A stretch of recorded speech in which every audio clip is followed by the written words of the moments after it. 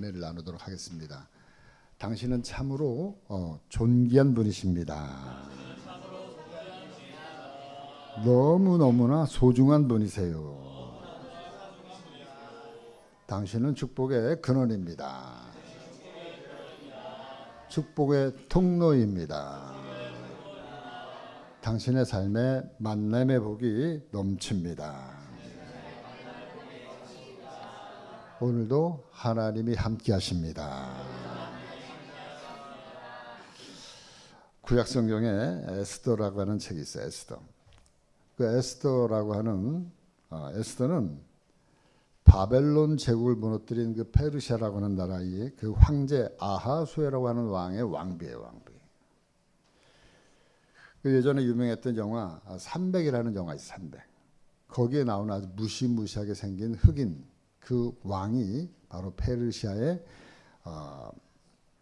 바로 성경에 나오는 크세스라고 하는 것인데 히브리 말로 아하수에로라고 번역을 해가지고 우리는 그냥 편안하게 읽는데 페르시아 말로 크세르 그 사람이 예전에 그 그리스가 스파르타였는데 그 스파르타랑 페르시아랑 전쟁이 일어났는데 스파르타 300명의 군사들이 지금 이 왕이랑 싸움을 해가지고 장렬하게 전사하는 그런 그 내용이 바로 300이라는 그런 영화입니다.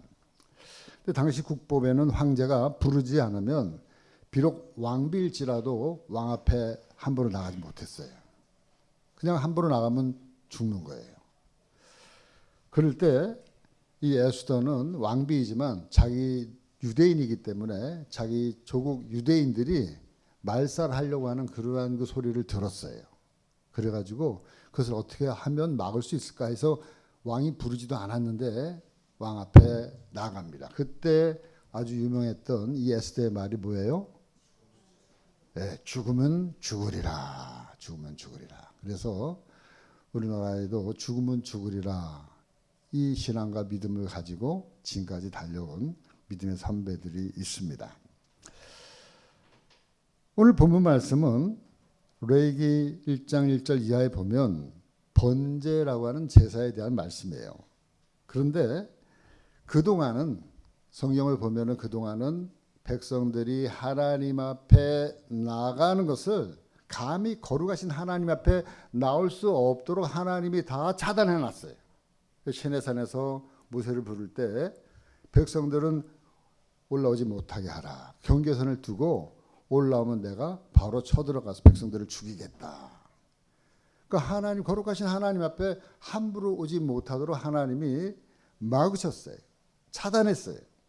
그런데 오늘 말씀에 보니까 그랬던 그 차단되어진 길을 하나님 이제는 활짝 열어놓으셨다고 하는 것이 오늘 읽은 이 말씀이에요. 이 말씀의 그 깊은 내용은 그 이야기예요. 여러분들 읽으면서 제사에 대한 이야기를 지금 하고 있지만 사실상 하나님은 막았던 그 길, 나에게 다가올 수 있는 모든 길을 활짝 열어놓으신 것을 오늘 말씀하고 있는 겁니다. 오늘 말씀 1절 2절 말씀. 여호와께서 회막에서 모세를 부르시고 그에게 말씀하여 이르시되 이스라엘 자손에게 말하여 이르라. 너희 중에 누구든지 여호와께 예물을 드리려거든 가축 중에서 소나 양으로 예물을 드릴지니라. 아멘. 너희 중에 누구든지 여호와께 예물을 드리려거든.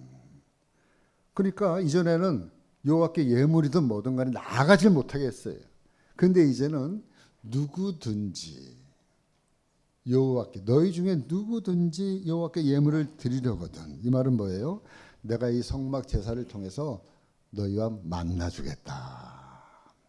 하나님의 마음문을 여신 거예요. 마음문을. 이제 이스라엘 백성들은 누구든지 원하면 언제든지 하나님을 만나러 나아갈 수 있게 되어졌습니다. 바로 이 성막 제사의 자리가 바로 지금 우리가 드리는 이 예배의 자리예요. 이 예배의 자리.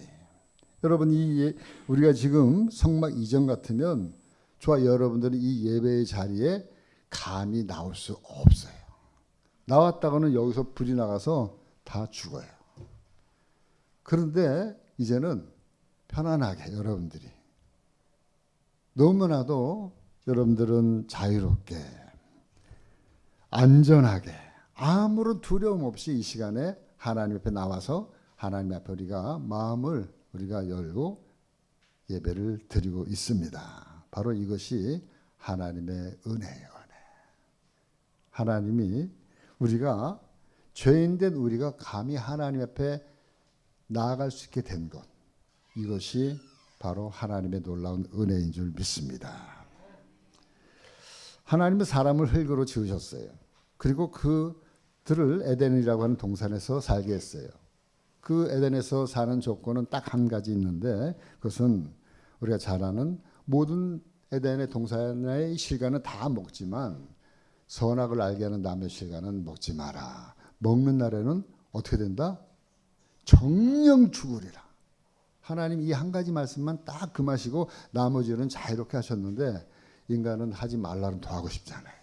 결국에는 하나님 말씀을 어겨요. 그리고 실과를 먹었어요. 그리고 그 결과로 하나님 말씀대로 뭐예요? 죽음을 맞이하게 된 거예요. 하나님 말씀하셨잖아요. 정령 죽으리라.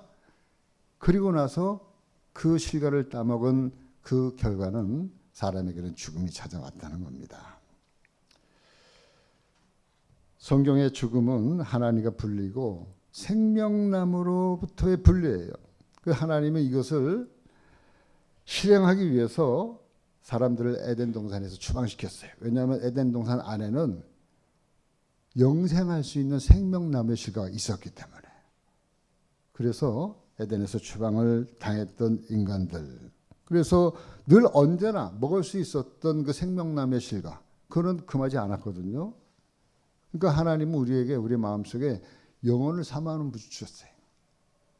난 안 죽을 것 같은, 나이가 아무리 드셔도 난 안 죽을 것 같은 그런 그 마음을 가지고 살아가는 것은 우리 안에 DNA가 영혼을 사모하는 그런 DNA를 하나님이 처음부터 주셨기 때문에 그런 거예요.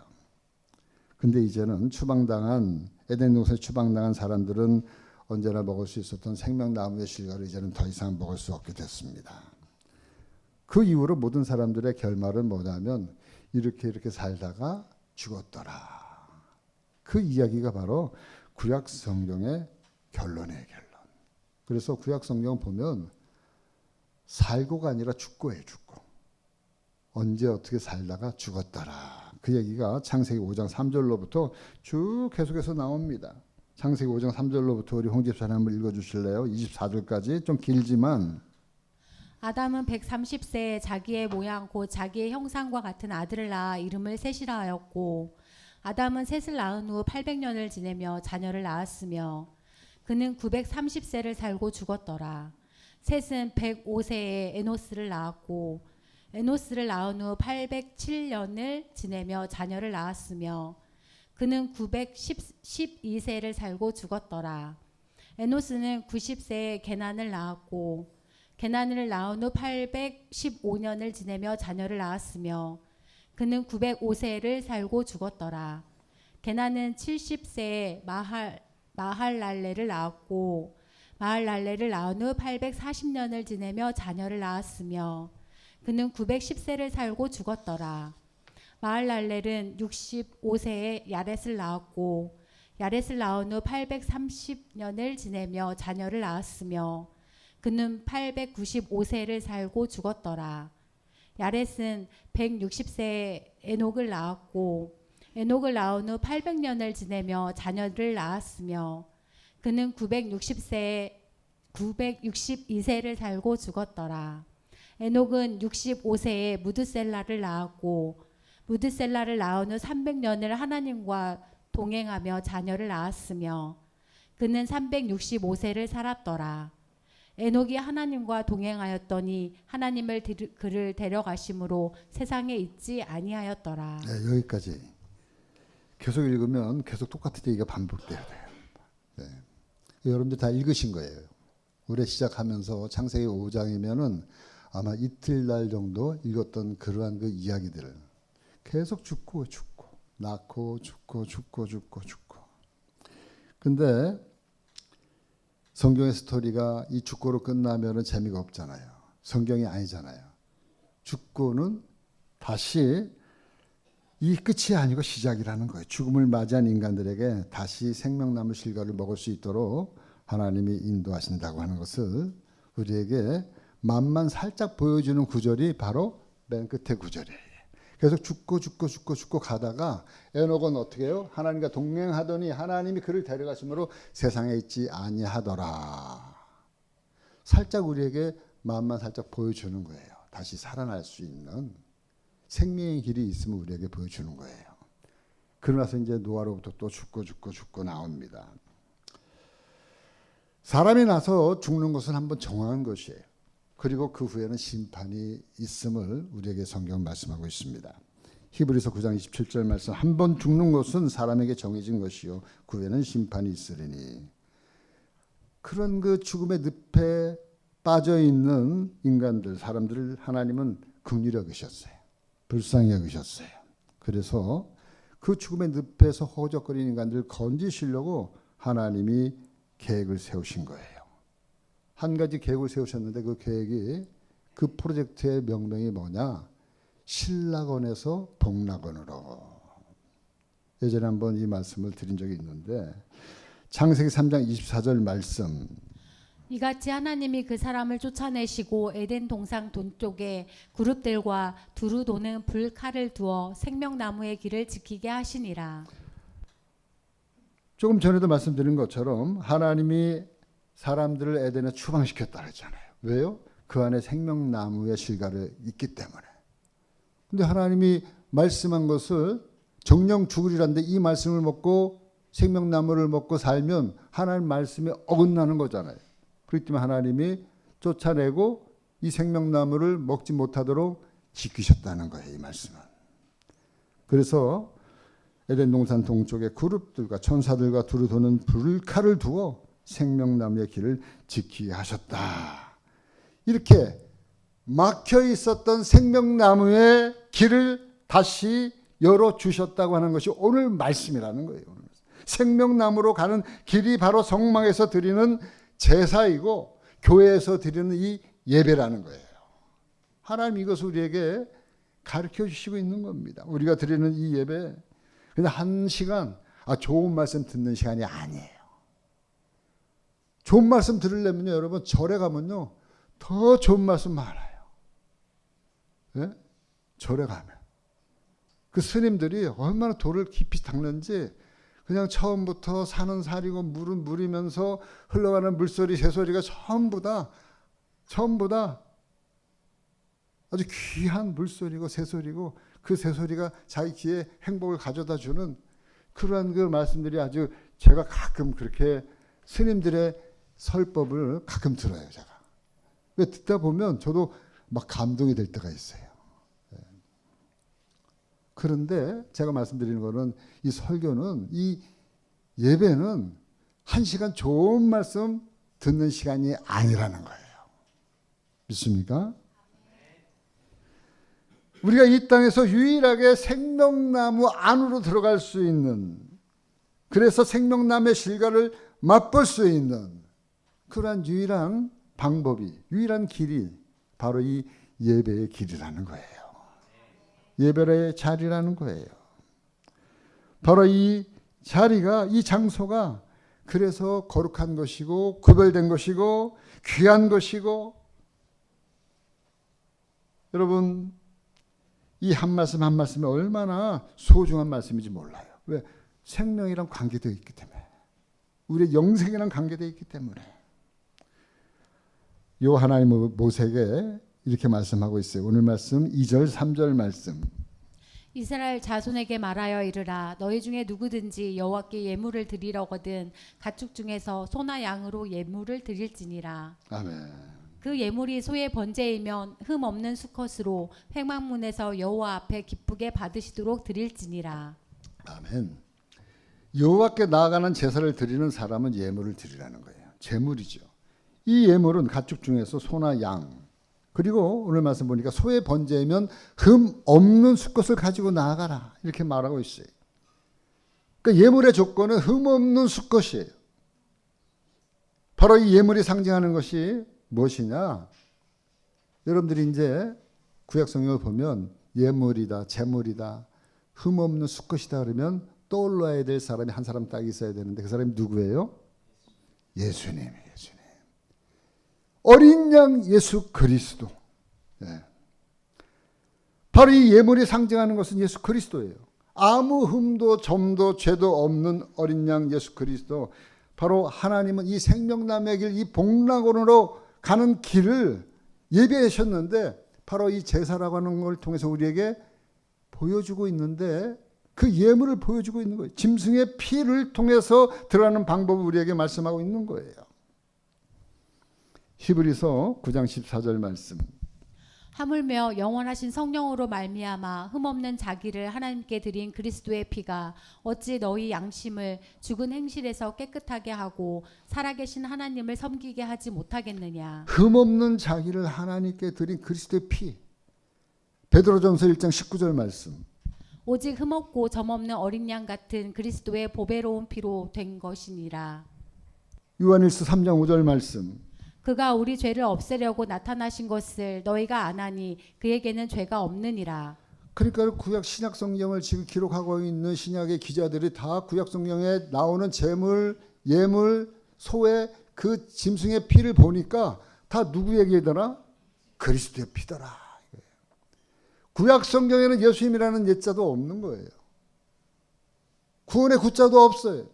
그런데 보니까 신약 성경에서 예수님이 십자가에 못 박혀 돌아가신 이후에 제자들이 보니까 구약 성경을 딱 대비해 보니까 그 제물과 그 피가 누구였다? 예수 그리스도였음을 지금 이 베드로도 얘기하고 요한도 얘기하고 신약 성경의 구구절절이 그리스도의 피 이걸 얘기하고 있는 거예요.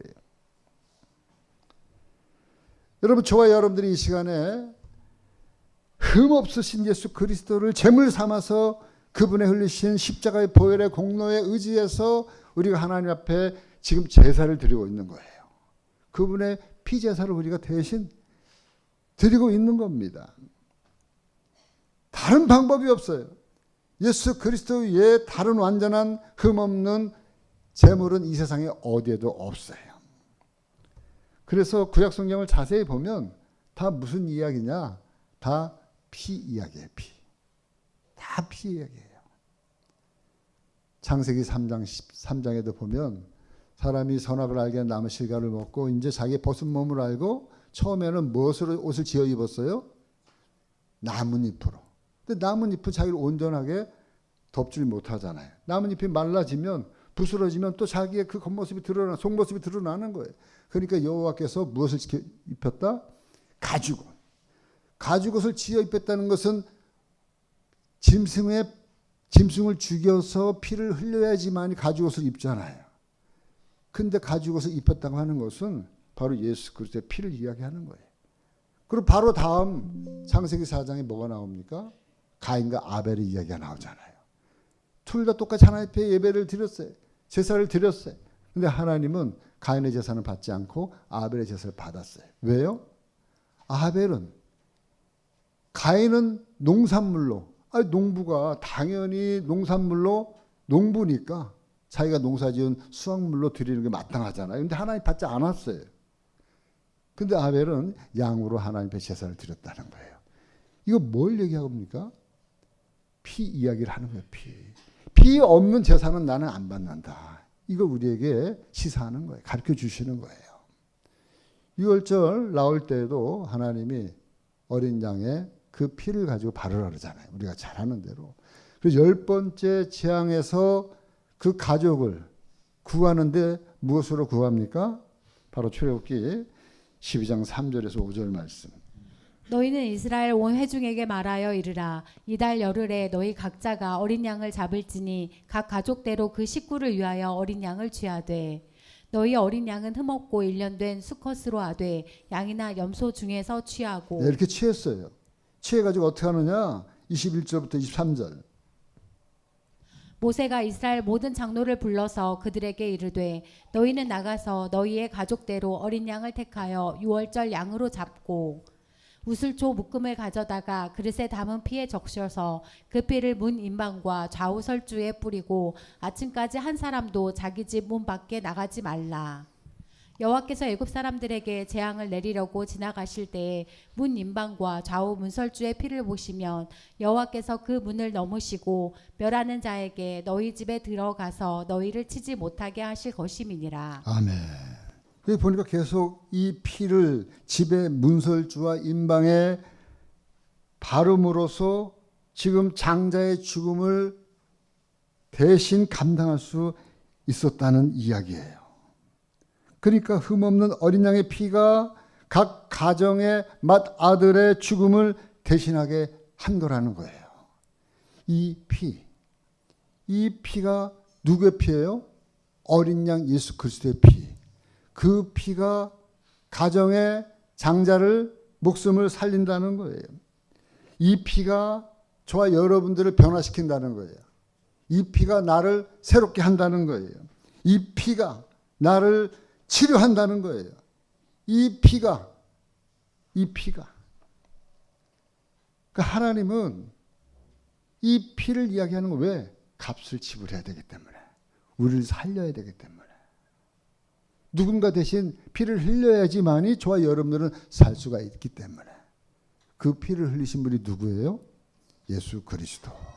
그거를 이야기하려고 성경은 그렇게도 오랜 세월 동안에 이 말씀을, 이 구차한 이 제사 이야기를 하고 있는 거예요.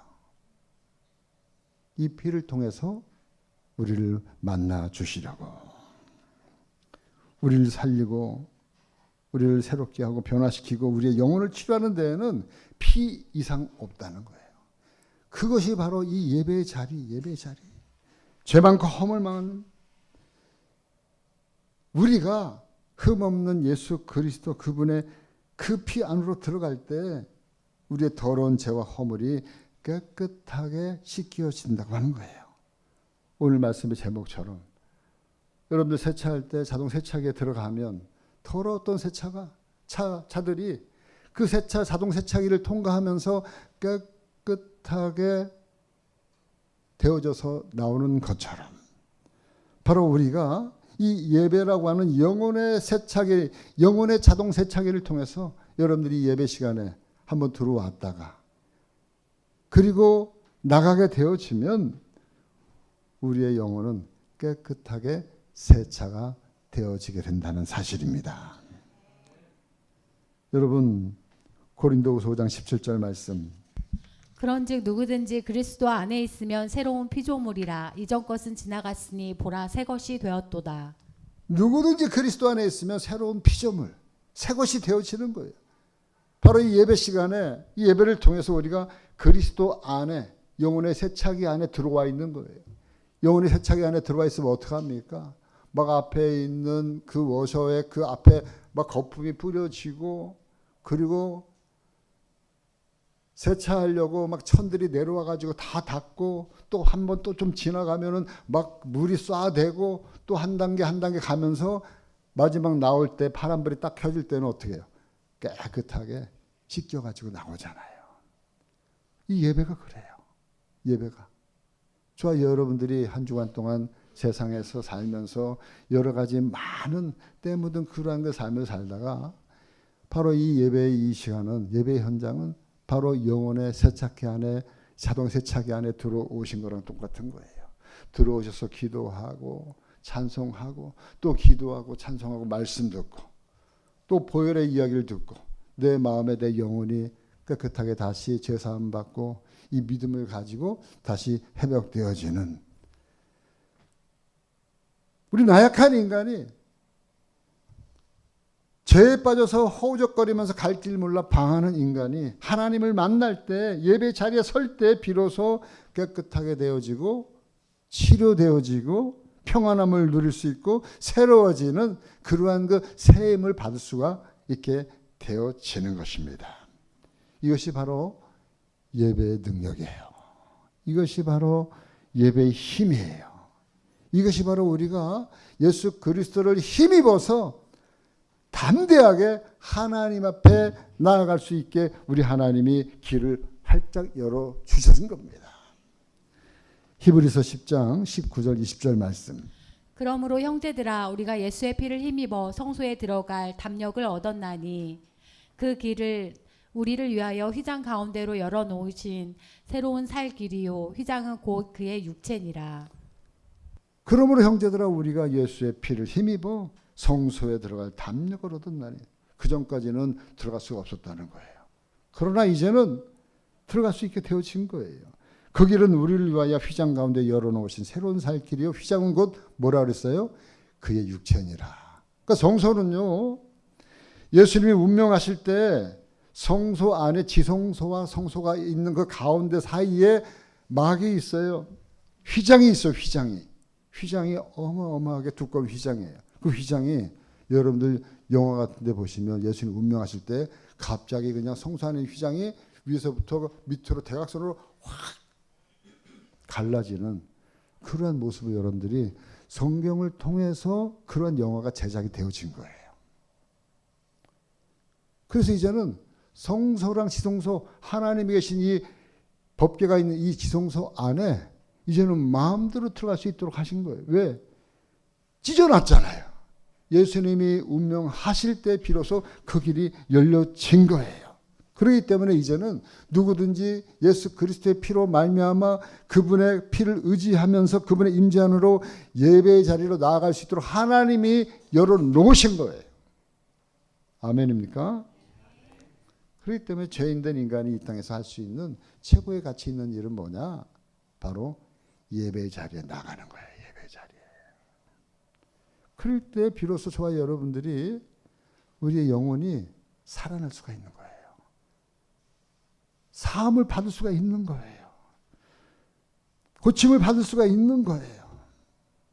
바로 예배를 통해서 나의 죄와 허물과 온갖 더러운 것들이 다 나로부터 예수 그리스도에게로 뭐가 되는 거예요? 전가되어지는 거예요. 전가. 예수님이 그 십자가에 들어갈 때 십자가를 지러 가시면서 세상의 모든 죄를 다 짊어지고 가신 거예요. 그렇기 때문에 참 희한한 게요. 예배를 드리기 전과 후의 모습이 참 다르다. 제가 여러분들을 바라보고 있으면서도 그런 걸 느껴요. 항상 예배 때마다 느끼는 것은 예배 전의 모습과 예배 후의 모습은 참 많이 다르다. 바로 예배는 회복의 능력이 있기 때문에 그래요.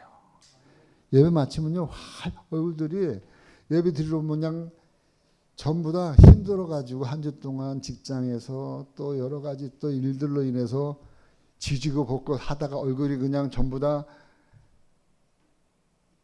그런데 예배를 다 마치면요 얼마나 얼굴이 한밭꽃으로 바뀌는지 그는 바로 예수 그리스도의 보혈의 의지에서 세차가 된 우리 영혼이 세차가 되어진 깨끗한 그런 그 모습으로 변했기 때문에 그렇습니다.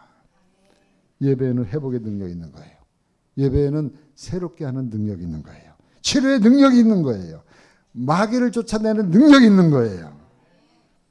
예수 그리스도의 보혈로서 우리가 제사함 받고 그리고 회복과 정결함을 얻게 되는 것입니다.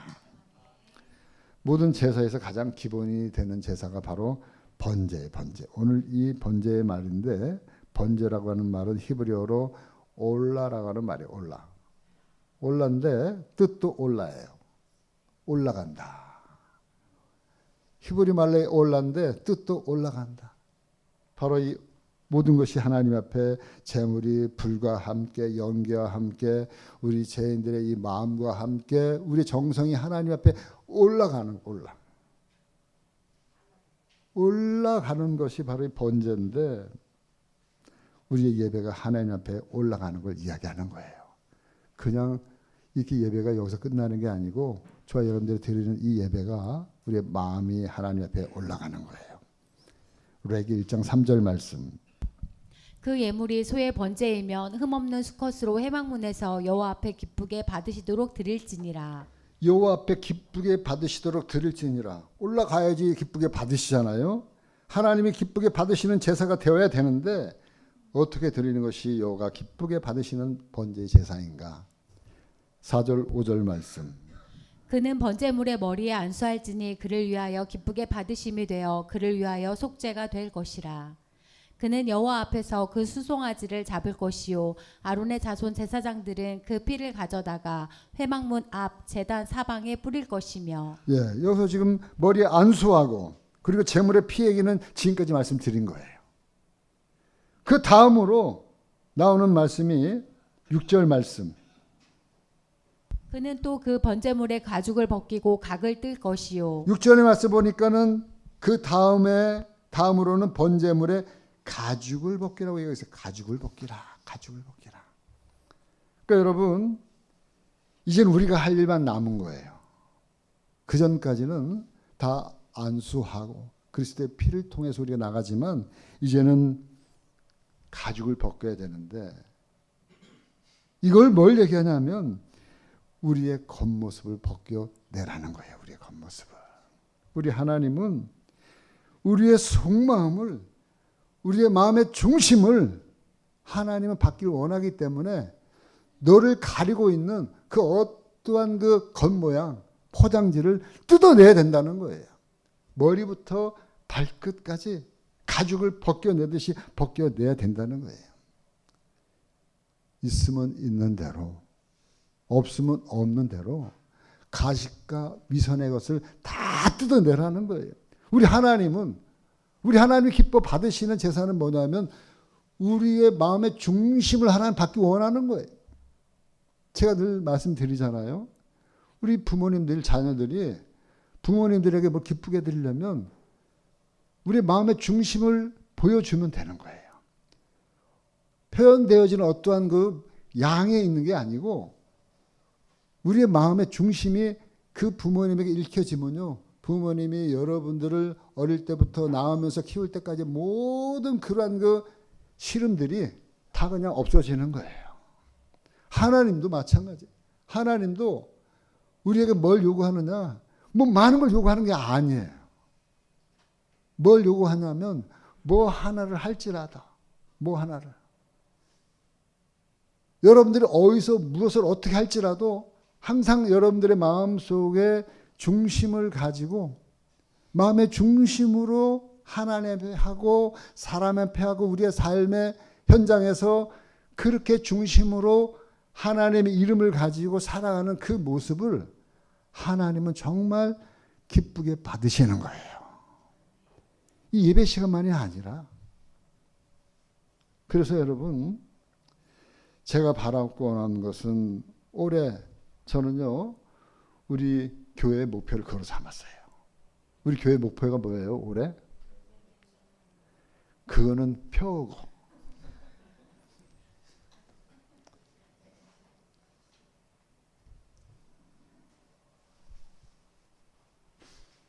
올해 우리 교회 목표가 중심으로 삽시다. 중심으로 삽시다.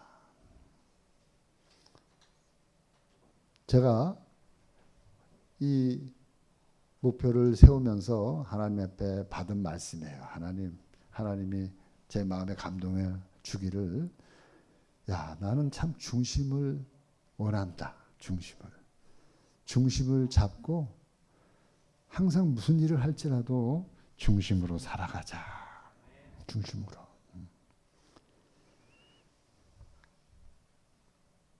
그리고 나서 각을 뜨라고 이야기합니다. 각을 뜨고 그 각든 고기를 제단에 올려놓고 벌려놓고 불을 붙여서 태워라 구워라. 오늘 말씀 7절에서 9절 말씀.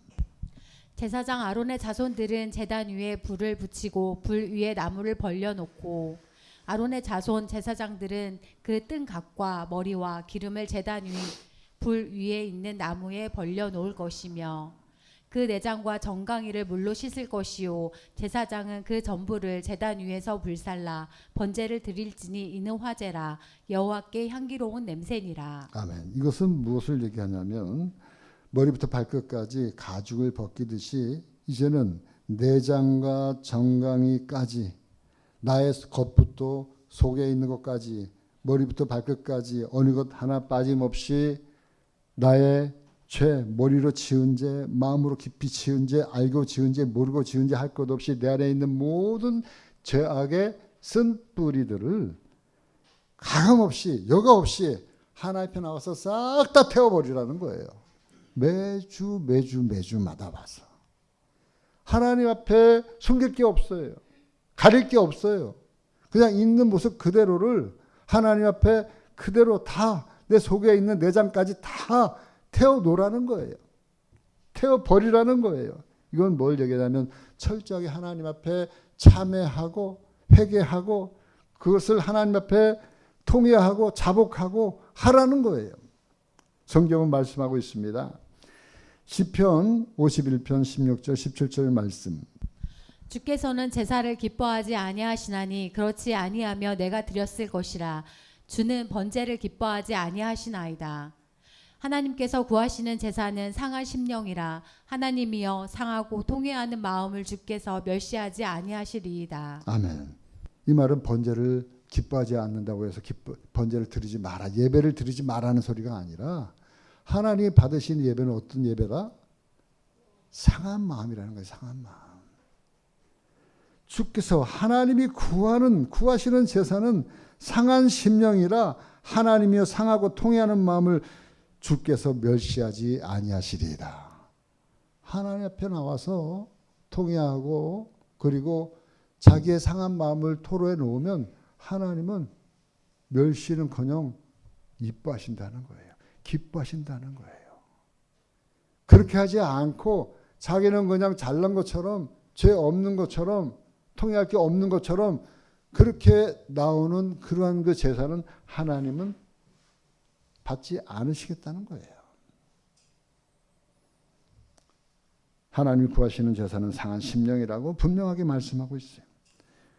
그렇기 때문에 하나님은 죄인 한 사람이 하나님 앞에 돌아올 때 천국에서는 뭐가 벌어진다? 잔치가 벌어진다는 거예요. 집 나간 그 아들이 돌아오면 언제든지 버선발로 뛰어나갈 준비를 하고 있는 분이 누구다? 하나님 아버지시다. 돌아오기만을 학수고대하고 있는 분이 누구시다? 하나님 아버지신 줄 믿습니다. 회개는 우리 삶을 돌아보는 거예요. 하루의 삶을, 한 주간의 삶을, 내가 지금까지 살아온 삶을 돌아보는 거예요. 돌아보고 잘못된 것, 더러운 것, 냄새나는 것, 버리지 못한 것, 끊어내지 못한 것들 돌아보고 자기의 죄악의 쓴뿌리들을 끄집어내서 하나하나 태워버리는 거예요. 씻어내는 거예요. 그럴 때 하나님이 뭐라 그랬어요? 이것을 향기로운 화제의 제사다. 향기로운 화제의 제사다. 9절 말씀. 아까 그 내장과 정강이를 물로 씻을 것이요 제사장은 그 전부를 제단 위에서 불살라 번제를 드릴지니 이는 화제라 여호와께 뭐예요? 향기로운 냄새니라. 하나님은 그 모습을 향기롭게 받아들이는 거예요. 향기롭게. 사랑하는 성도 여러분, 우리가 예배를 통해서 살아계신 하나님을 만나십시다. 철저하게 참회하십시다. 낱낱이 고백하고 회개합시다. 그리고 하나님 활짝 열어놓으신 그 길로 예수 그리스도의 그 보혈을 힘입어서 날마다 거룩의 자리로, 예배의 자리로 나아갈 때 저와 여러분들은 회복되어지고 새롭게 되어지고 치유되어지고 놀라운 살아계신 하나님을 이 예배를 통해서 만나게 될 줄 믿습니다. 그 하나님을 날마다 예배를 통해서 경험하고 체험하시는 우리 모든 늘푸른 교회 성도들 되어지기를 주님의 이름으로 간절히 축원합니다.